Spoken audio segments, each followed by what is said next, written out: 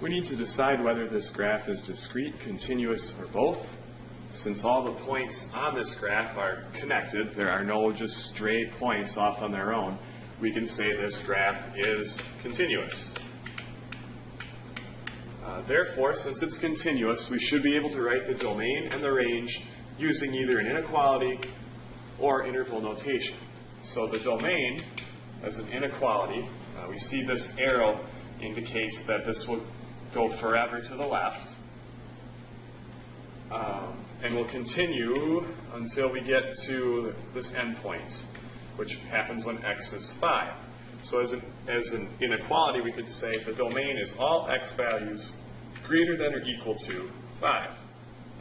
If we want to show that as an interval, we want to say the domain starts way down on the left at negative infinity and continues until 5. So our interval would look like negative infinity on the left side, a 5 on the right side. We never include infinities. That's why there's a parenthesis. We can include the 5 because of the filled-in endpoint. That's why there's a bracket. For the range, looking at y values going low to high, we can see that this graph will go forever down. So all those negative y values are accounted for. In fact, everything is accounted for until you get to a height of 2. So we can say the range is all y values that are less than or equal to positive 2.